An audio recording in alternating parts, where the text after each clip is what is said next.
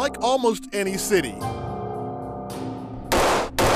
has seen its fair share of gang violence. People get mad at each other, I guess, and they express that in violent ways. And some fear that violence could escalate this summer. We will have a gang-related homicide occur this summer. It's going to happen. Drew Palmer and his family are used to taking serene walks in this riverside neighborhood.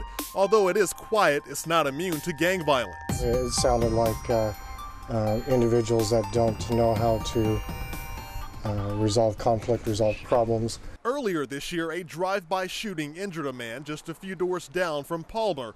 It was a gang-related drive-by. First thought was, are you kidding me? I thought it was a joke. The recent passionate violence from gang members is part of high-tension feuds, mainly between four gangs: the Bloods versus the Crips and the Vato Loco Boys versus Sureños. No matter what goes on, we're going to have incidences out in the community between gang members and rival gang members. Wichita police say while the feuding may be tense, gang violence is actually down over the last 2 years. There have been 2 gang-related homicides so far this year, compared to 10 total last year and 4 total in 2010. This year's gang-related drive-bys sit at 2 from January through March, down 1 from the same time last year.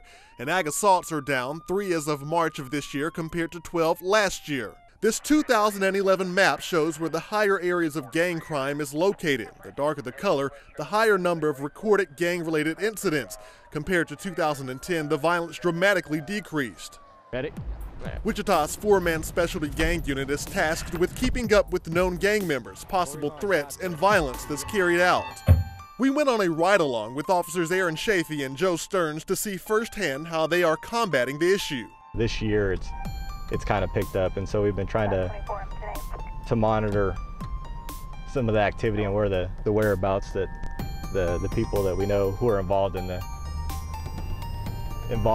try to pay attention to them a little bit more. The officers focus on intelligence and act on what they've learned to hopefully keep something from escalating. There are some real bad people out here, but then there are some people that have just made bad decisions.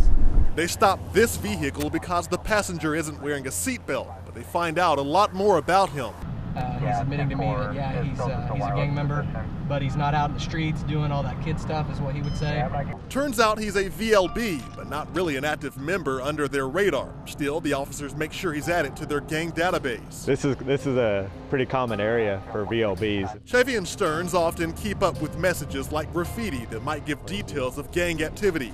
It just kind of points us in a direction to pay attention to. It is those tactics that the officers say is working to keep a handle on what could otherwise become a major issue. Fighting gang violence goes beyond policing. It takes the work of an entire community. Leaders point to youth activity camps and gang walks as ways of achieving that. It's going to take a team of people in the community, people that's willing to make their city and community safer. That's what it's going to take.